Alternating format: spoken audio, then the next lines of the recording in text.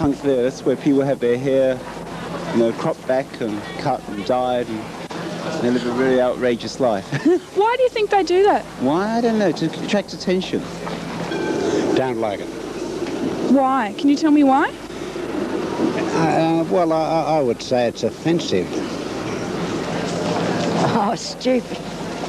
Oh, I don't understand much. You don't understand it? Oh, punk is, in my opinion, sort of just fairy sort of music. Hairy's, you know, no, not much sense to it. Punk is punk is punk.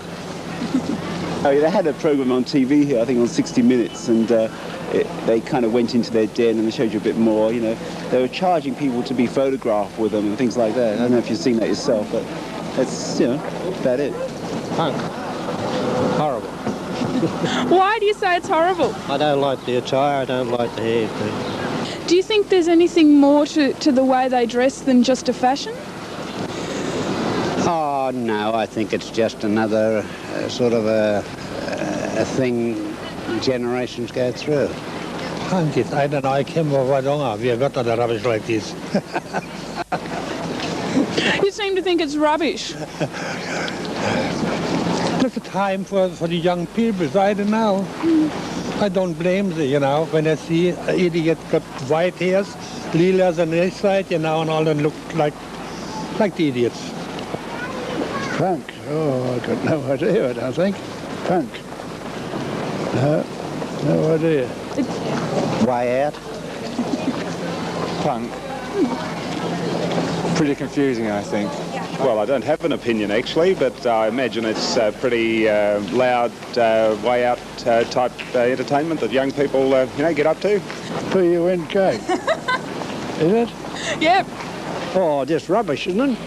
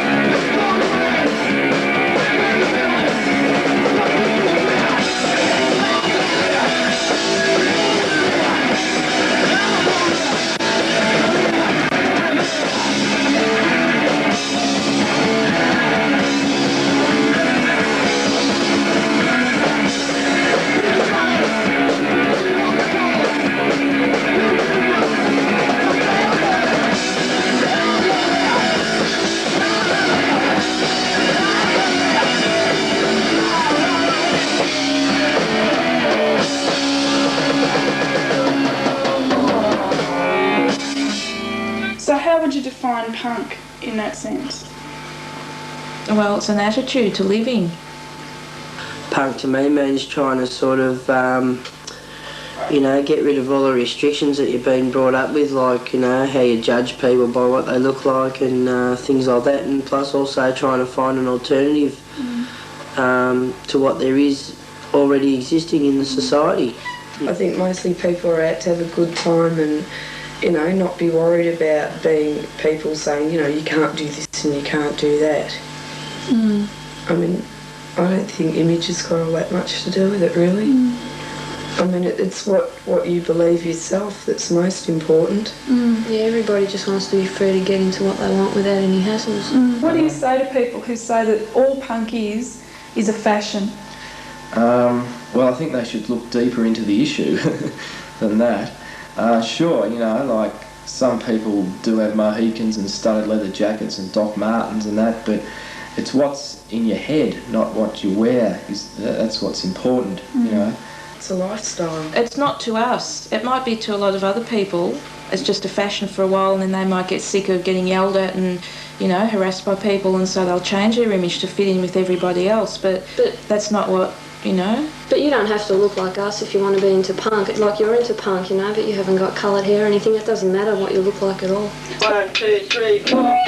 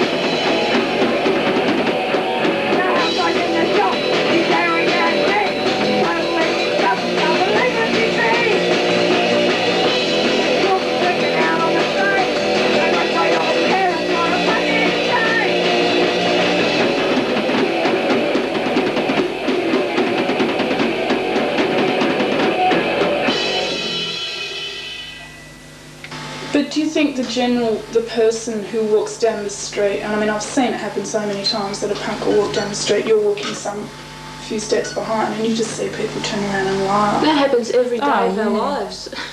Do you think that'll ever change? No, because whatever you're into, there's always going to be narrow-minded people that, you know. That's true. They just aren't into it, or they can't even. They don't even take the time to stop and look and sort of think, oh yeah, you know, what are they on about? There's always narrow-minded people that are just going to judge you straight away. People are just too scared of anything that's different from the norm, you know. They just can't handle it and won't take the time to try and speak to us and find out what we're like, you know. They just immediately assume that we're illiterate idiots, you know, because they got too many ideas from, say, you know, the Sex Pistols and vomiting and all that sort of shit. But we're not like that, you know. But most people just wouldn't even take the trouble to try and find out what we are like or whatever. You know? Surely, looking the way you are, aren't you bringing that sort of harassment onto yourself? We would from the narrow-minded, you know, the real pigs, the real shithead people, but I think it's more important to try and show the other people who are receptive and want to know about us, to show them that we can go around and look like this and still be normal, intelligent people.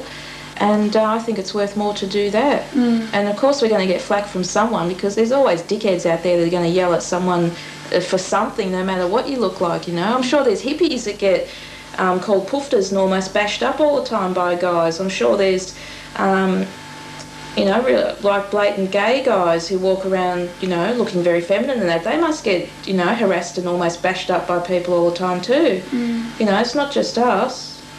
1, 2, 3.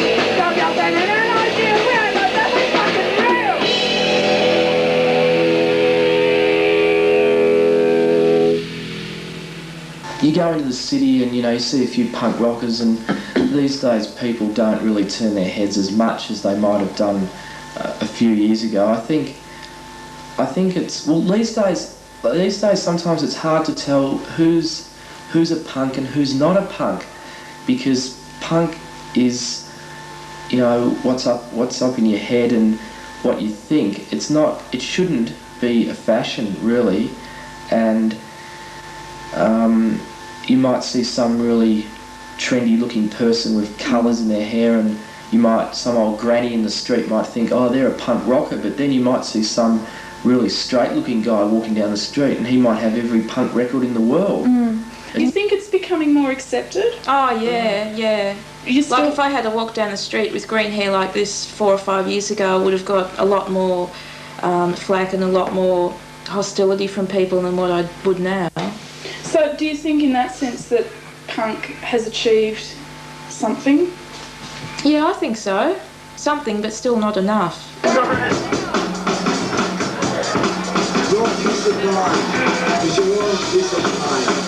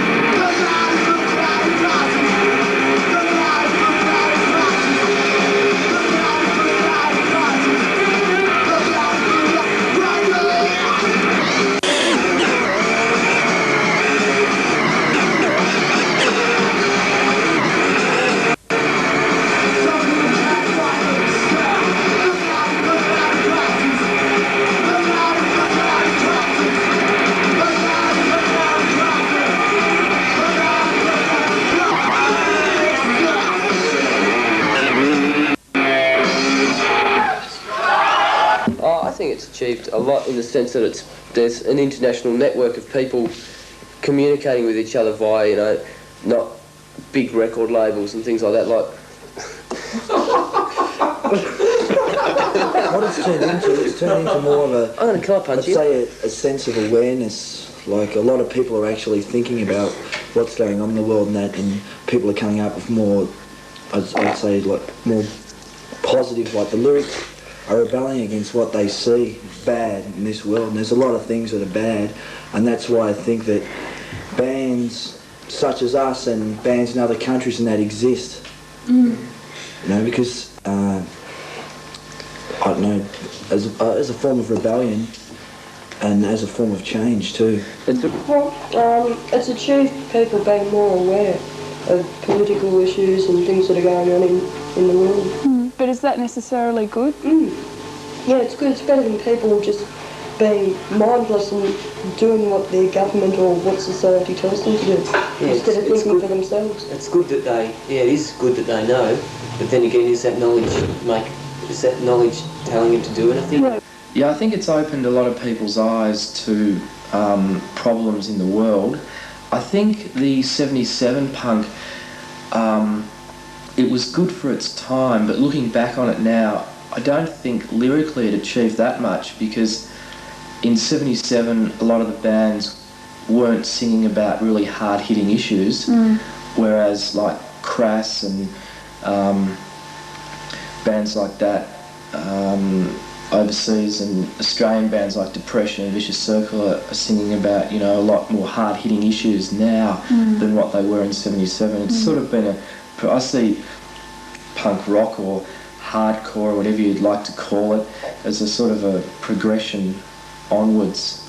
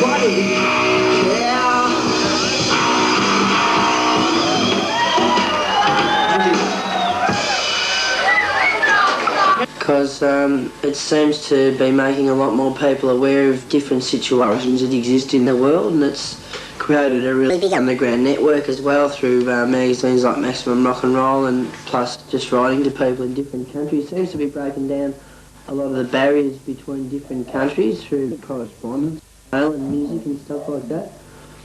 Do you think it'll die out? No. No, It's been going for nearly 10 years now, so... But even so, I don't sort of see punk as just started up in the last 10 years. I see it like there's been radical artists and, you know, radical people right through the ages that have always stayed underground and, yeah, you know, and kept right out of society and stuff like that because they couldn't handle it. And I think punk is just now another expression of that.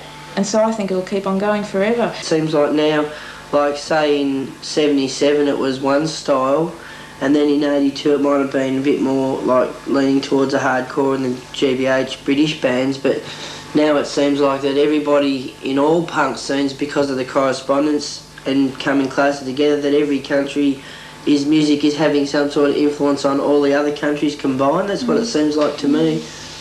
A lot of people think punk's dead. Well, I don't know why a lot of people think that, because punk at the moment is healthier and more full-on and more into it than it's ever been. There's hundreds and hundreds of punk bands throughout the whole world now than there was in 77. In 77 it was basically confined to England, and there was early Ramones and that in America, but now it's just, you know, completely opened up throughout the States and in a lot of other countries in the world like Italy, Norway, Sweden, Switzerland.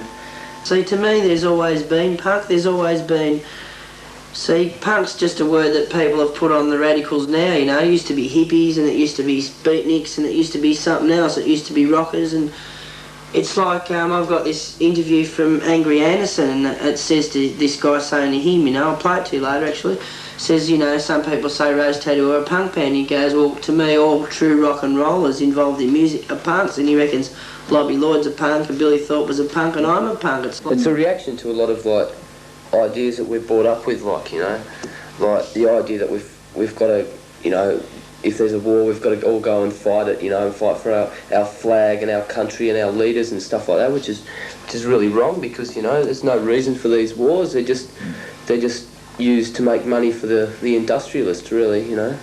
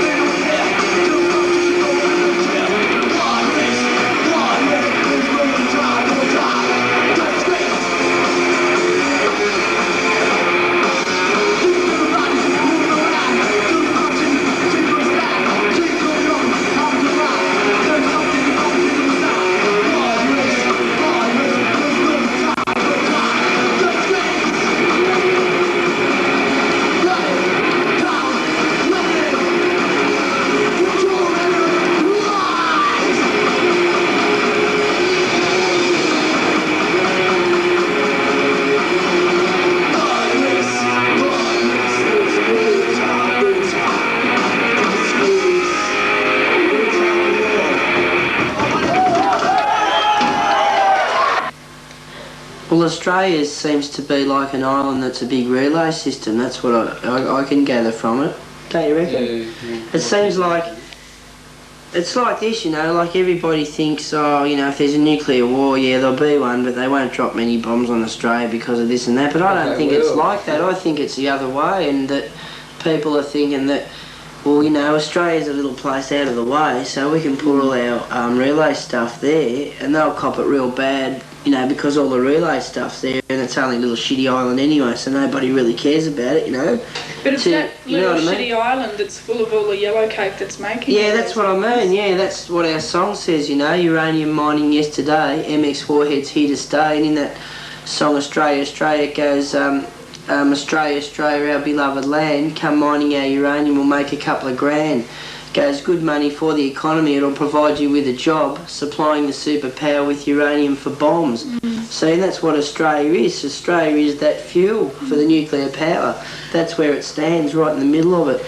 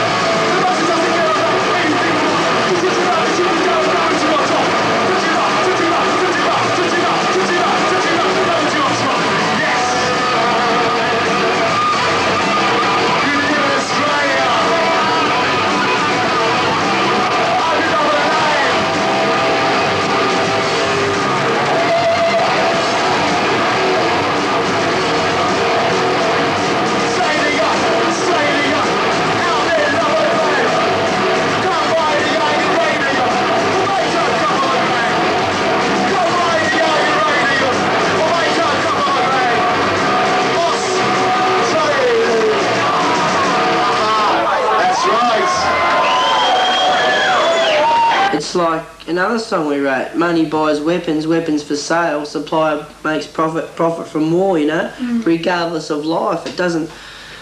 So it's like they're saying, yeah, well, we'll sell you uranium, we don't want to know what you do with it, because we're just selling you a product.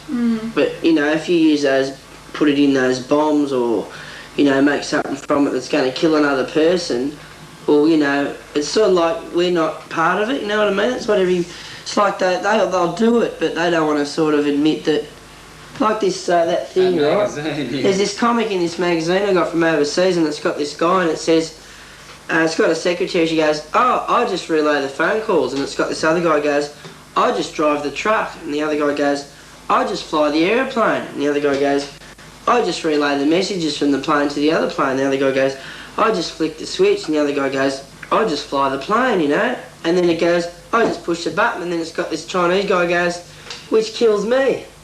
The past has brought us war and death and famine and things like that.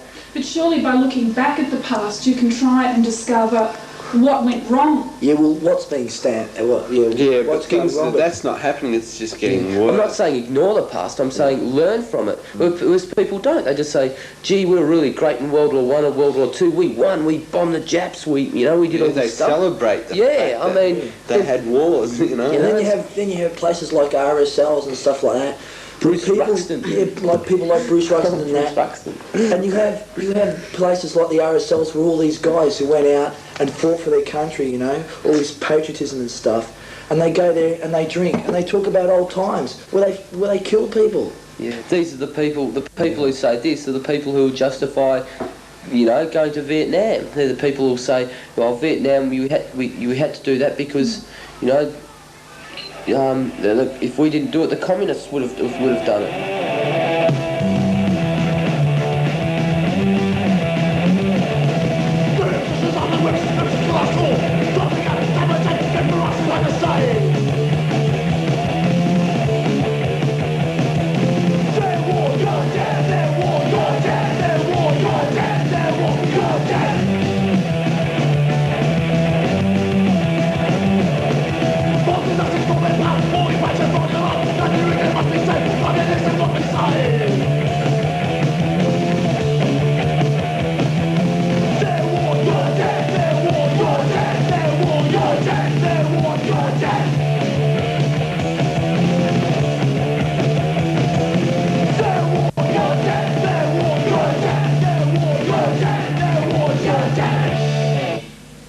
But if somebody turned around and said, okay, we're going to take away what you've got country-wise, like say a big bad, I'll use Russia as an example, came into Australia and said, right, we want all of whatever you've got to offer, wouldn't you fight against that? Well, wouldn't the Russians be as bad as the Americans? Aren't they the same thing?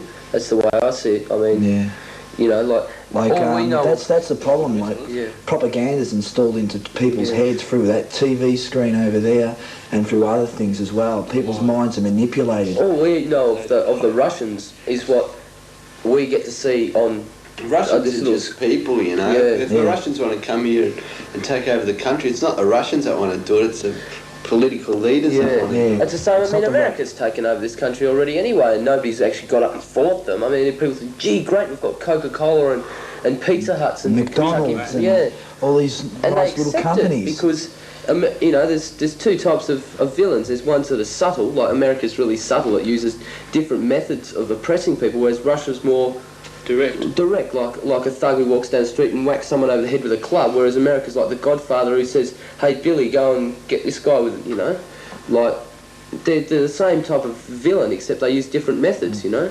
Like you look at man over the periods of time, in order to create change, he's turned to a violent method like revolution and that, right? And revolution, you kill someone, you replace them with another system again, you know. But this way, it's like people are trying to. They're saying, right, well, we want change, but we don't want to create it through violent means. We want to create it through a passive means. And the way to create change is through communication. Like, if you can sit down and talk to people on a personal level from any country about anything, that's going to create change. You know, we're taught that this lump of concrete that we're living on, this lump of... They're the same type of villain, except they use different methods, you know? Like you look at man over the periods of time, in order to create change, he's turned to a violent method like revolution and that, right? And revolution, you kill someone, you replace them with another system again, you know. But this way, it's like people are trying to. They're saying, right, well, we want change, but we don't want to create it through violent means. We want to create it through a passive means. And the way to create change is through communication. Like, if you can sit down and talk to people on a personal level from any country about anything, that's going to create change. You know, we're taught that this lump of concrete that we're living on, this lump of bitumen, is natural, and that's what we're supposed to live on, you know? What, you know, people... So what, are you saying we should all go back and live in grass huts? Would that No, not necessarily. Things are accepted too easily. We've got to slow down, we're moving too fast. Yeah. Where's it all heading, you know? Look at where things are heading. And the way the world is at the moment, like, humanity's gone, right, and you're just a little person walking around for the big companies to make a profit out of. That's what it is. You look at what you do every day and have a look at how many big companies you support. There goes your freedom. Just living. The fact that basic things like food, clothing and housing have become luxuries for some people. There's people who think, gee, I wish I could live in a house. The fact that those things have become luxuries is just barbaric, you know. As they increase the pressure, like these big industrial companies are feeding out, right? What's going to happen is people, like, they're striving to get cars now, and, you know, a house and kids, you know, and let the kids go to a nice school, 2.5, I think it is. you know, or whatever, and then.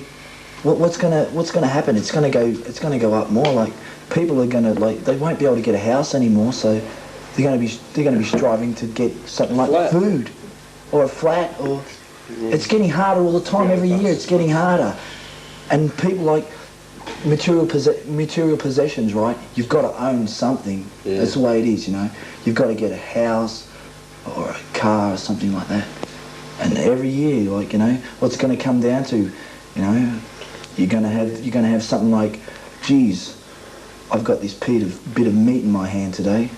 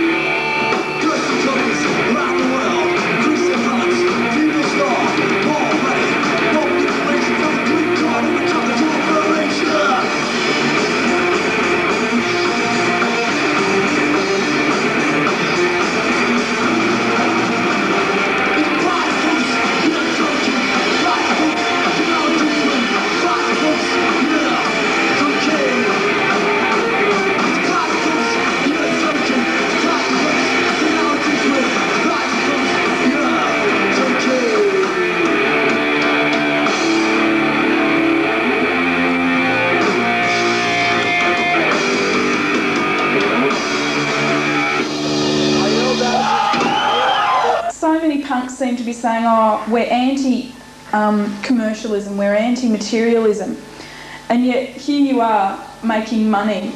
I'm not making that much money. I've put out 7 records at the moment. 4 of them are 7-inch EPs and 3 of them are albums, and I've got Depression's new Australia mini album coming out. But it does cost a lot of money to put out a record. By the time you've paid for artwork, the actual vinyl, the covers, you don't make that much money unless you can get your records licensed to other independent labels over in the States, and then they can sell a lot. But it's an uphill battle, you know. You can't. Most independent labels, most people that run very independent, sort of small independent labels, basically do it out of the love of the music rather than to make a lot of money. And if I ever got to the stage where I did put out a record and it did well in Australia and I got it licensed overseas, and sure, you know, we sell quite a few thousand copies like the bigger bands from overseas do, I'd probably put that profit back into a recording studio in Melbourne, so punk bands in Melbourne and in Australia could go through that studio and we could release stuff on a cheaper basis, you know. And when you die, which you eventually do, which a lot of people don't come to terms with, yeah, they all take it away from you. There's death taxes and things like that, and the funeral parlours say, here, look, we're going to plant you in this pot of grass when you die, give us $2,000, you know. And that's just, it's not who you are when you die, it's what you've got, it's what you've got, it's what you've made. like I've walked through cemeteries. Whoa. And you see, shut up, Phil, and you see like these families, and they've got this big plot, and they've got all these big sort of like black marble sort of monoliths sitting there waiting for their bodies to perish so they can be buried under it. It's just another material possession.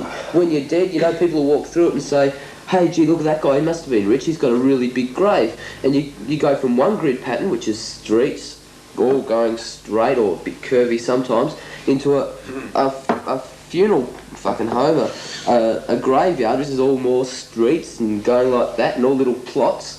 It's just occasionally curves. Yeah, it's just really sick. The problem is some people are living their lives in graves. Yeah. You know, they every day they're continually like they've got stress piled upon them, right? But they never ever they live their lives. They never ever think about.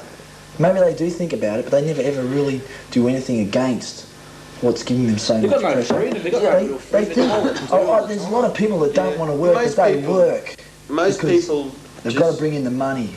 Aim for the natural capitalist thing, or whatever. Not even capitalist. It involves everyone of getting married, getting a house, and then trying to get a car, trying to get a holiday house, and it goes on and on. You know, and people have, you know, go insane just trying to get that aim, you know. What's that aim for? What do you think the individual should do about it? Be yourself. Be yourself. Do what you want to do. I mean, don't go around hurting other people, but just do what you want to do. Yeah, I mean, have a good time. Even if you really short. Can't change anybody's minds, even if nobody ever listens to you, at least you'll have the satisfaction of knowing I wasn't like them. I was at least something different. I wasn't one of the millions of people who just walk along through from the street station saying, gee, I've finished work, I can't wait till I get home, and then get up the next morning and go, gee, I've got to go to work again. Just, at least you're not one of those people who've just been so programmed that they just can't see any other way of existing. If you come here to watch a bunch of robots, there are no robots. We're all different, we're all individuals, we've all got different emotions, different feelings. Different opinions. It's when you deny the individuality that, you know, you become freedom, you become a robot. And let's keep going.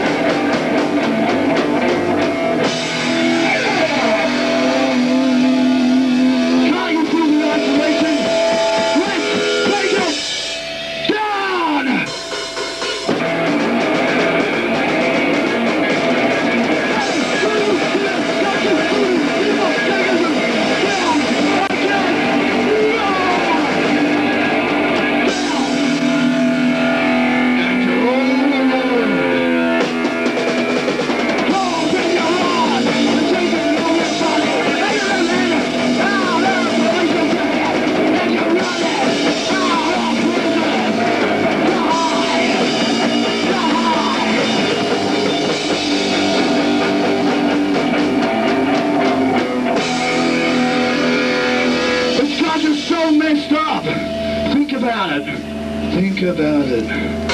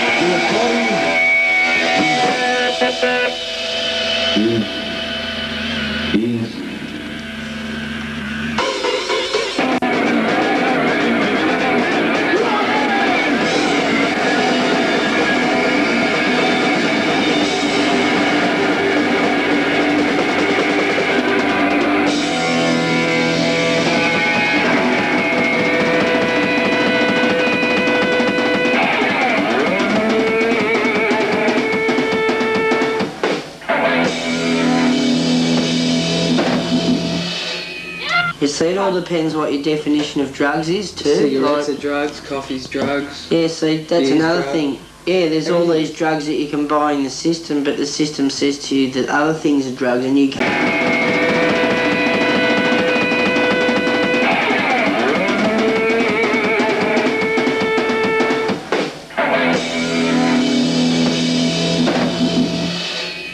You see, it all depends what your definition of drugs is too. Cigarettes are drugs, coffee's drugs. Yeah, see, that's beer's another drug. thing. Yeah, there's all these drugs that you can buy in the system, but the system says to you that other things are drugs and you can't have those things, you know?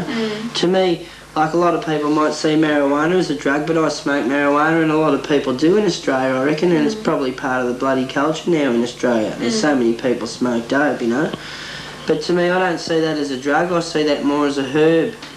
But I see things like speed and heroin as drugs, you know, and to me, I think, I don't know, like if you want to use drugs, you've got to be careful with them, you know, and people can get into drugs and die from it, you know what I mean? They get sucked into it too much. It's like, I don't know, it's like this, I say it like this, right? If anybody, there's everything there in the society, you know? If you want to buy a gun, you can buy a gun. If you want to buy heroin, you can buy heroin. If you want to buy marijuana, someone will sell you marijuana. If you want to buy alcohol, you can buy alcohol. It's like there's everything, but you've got to sort of try and learn to get all these things under control, you know what I mean? Like, people get involved in things and they don't know what they're doing, you know what I mean? And that's how they get sucked into them, like they become alcoholics or heroin addict or bombed out on speed or just smoking dope all day and not doing anything, you know what I mean? See, I don't see marijuana as a drug because it's a herb and it grows in the ground, you know, and it's pretty natural. And you can grow one in your a plant in your backyard and smoke it just the same as you could grow oregano or basil or, you know, spring onions in your backyard. It's all the same to me. It hasn't got as many detrimental effects as all the other drugs. Like you can get stoned one night and you won't wake up feeling really fucked and hungover the next morning, you know. It has no effect on you physically. So, you know, that just all points that it's okay for human use, you know. But what about drugs like heroin? Oh yeah, no, we don't get into them. Like, It's really bad. You know, some people and they're not into it, and then they go, oh, you know, I've been getting into heroin and shooting up. It's really cool, and they just the whole personality and outlook on life changes. It's shit. 1, 2, 3, 4.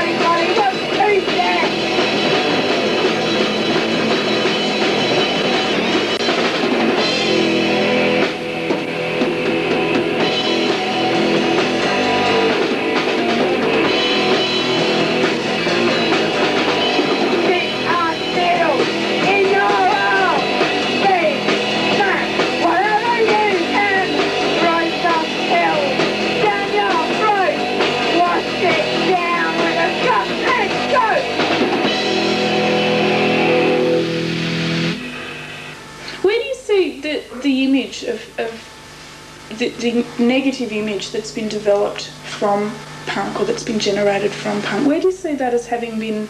Media misrepresentation. Yeah, that would have a lot to do with it. And plus, when you know, when there's and when there's something about punk in the media, you'll find it's always really over sensationalised, and you know, and the facts are distorted, like you know, and they just really play on the bad aspects.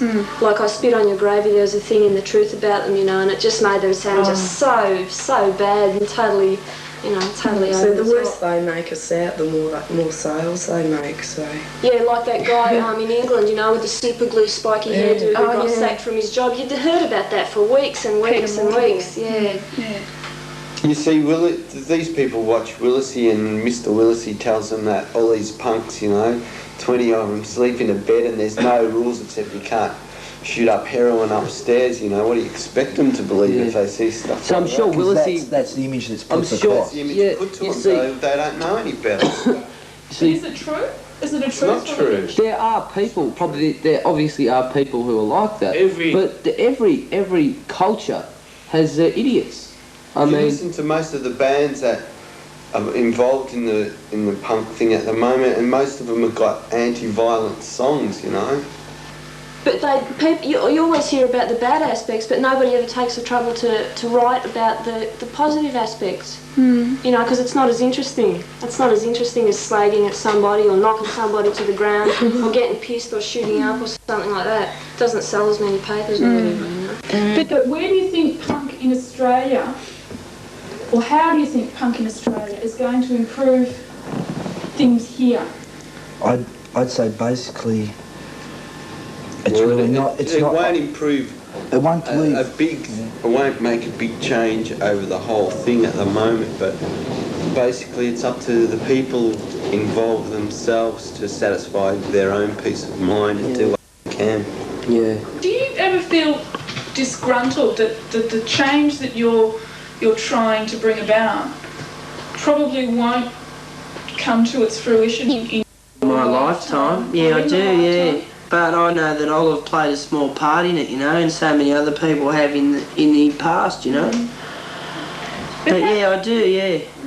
But I've seen a lot of, in my lifetime, I've seen a lot of these things I'm talking about coming into existence though as well, you know what I mean? Which is really satisfying for me as well. Like the way I feel inside, amongst my friends and the people I can talk to and relate to, it's something better than what I see out there. To me, there's two different worlds, you know. There's a world where, you know, you can go along and throw along with, you know, whatever's going, all these fucking corporations working, getting a house, all that stuff. Or you can become yourself and think individually, you know. Against the grain. Yeah. And then you find people that have got along the same thoughts, maybe not exactly the same as you, because they're individuals, and you find that you've got something to share in that, and you feel like you're not alone. And that you know, that's something that I found that it's been growing, because I've found more people who I can talk to and I can relate deeply to inside myself. I think a lot of the emotion and love and like showing your affection to someone, I think it's going now. Yeah. It's a circle.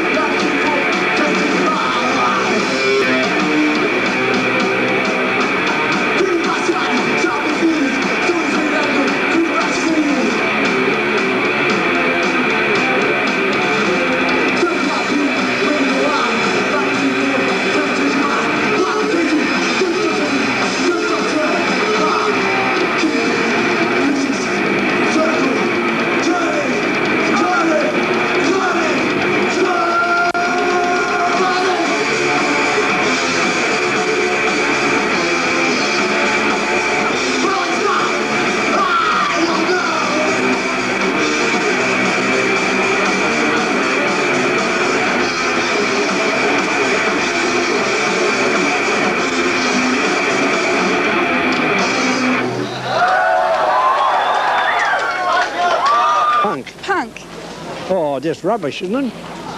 Why do you say it's rubbish?